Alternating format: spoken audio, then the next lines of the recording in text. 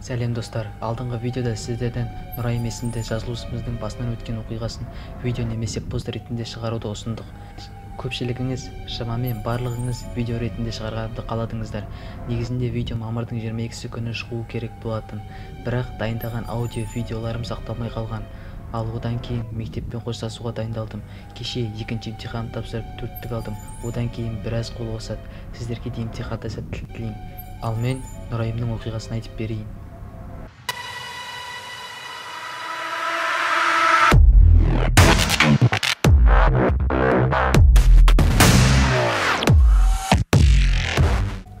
Мен қазір 23 жастамын. Осыдан көп жыл бұрын мен ол кезде кішкентай болатынмын. Өзімнен үлкен әпкем бар. Үйде тәтем екеуміз жалғыз қалып, бір-бірімізге қарама-қарсы отыра қалып, әкем мен анамның жас кезіндегі суреттерін қарап отырғанбыз. Үйдің бір терезесі сынық еді. Осыдан 2 ай бұрын әжем қайтыс болған. Сол сынық терезеден біреу қарап тұр. Шашы ұзын, мұрны ұзын, тістері де ұзын. Жалмауыз кемпір сияқты маған күліп қарап тұр. Қорыққаннан тәтеме, "Тәте, артыңызға қараңыз, кім?" деп сұрадым.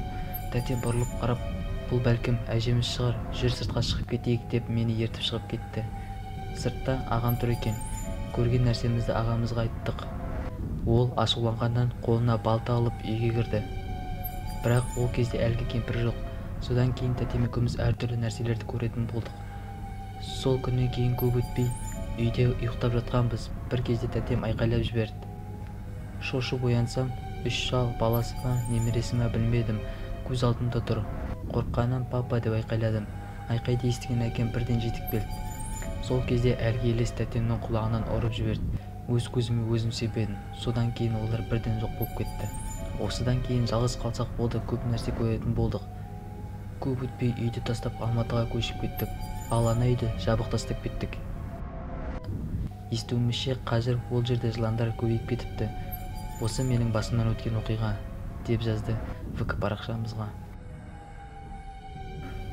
Бүгінгі осы, сіздермен бірге болған мен FT Fury Кликвоз каналынан. Видеоны лайк басыңыздар, каналға және ВКонтактедегі группамызға тіркелуді ұмытпаңыздар. Егер де сіздің де басыңыздан осындай қорқынышты оқиға өткен болса, комментарийға қалдырыңыздар. Оны оқу отыру маған да қызық, себебі менің басымнан ондай қорқынышты оқиғалар өтпеген. Тек кішкентайымда бала жататын кроватьпен сөйлескенім есімде. Ал баршаңызға Рамазан айы мүбәрәк болсын. Ұстаған оразаларыңыз қабыл болсын. Осы видеоны аяқтайын. Аман сау болыңыздар.